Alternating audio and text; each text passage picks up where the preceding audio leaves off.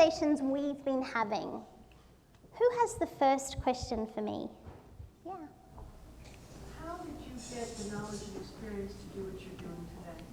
That's a great question. So the question is, how did I get the knowledge and experience to do what I do today? I screwed up a lot. Now, I was way too young to be in roles that were way too senior, earning way too much money that I had no idea about. Because they don't teach this stuff in school. Would you agree?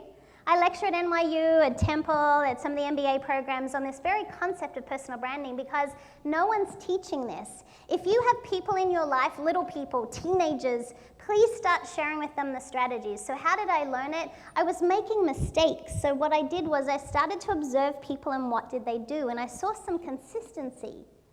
I saw that they kept their word when they were in a meeting and they did what they said they would do, that they invested to make sure they had at least a couple of outfits that looked fabulous. I watched, Australia and Asia are so close, I watched as people acknowledged each other, shook hands, looked each other in the eye. And when you think about it, we can learn so much from other cultures, and you're so blessed in this country to have so many cultures represented. So I've really made a lot of mistakes. And I think we get our best lessons from those mistakes. And I believe I'm a work in progress. And I think if we can all understand that our brand is a work in progress, here's what's so cool about it. Maybe you didn't like it before tonight. So what? Change it, right? Because it's not that complicated. But I do believe that there's a process at play. And this process that I was sharing with you is because that's what I realized would make the difference. But what I do know is this, that people want to help you. And people were generous. I had a brilliant mentor. I've had mentors my whole life. If you don't have a mentor, can I encourage you to find a mentor? Who is mentoring? Ladies, look around. Leverage the talent that is in this room. So to answer your question, I screwed up a lot. And I don't claim to have it all together either.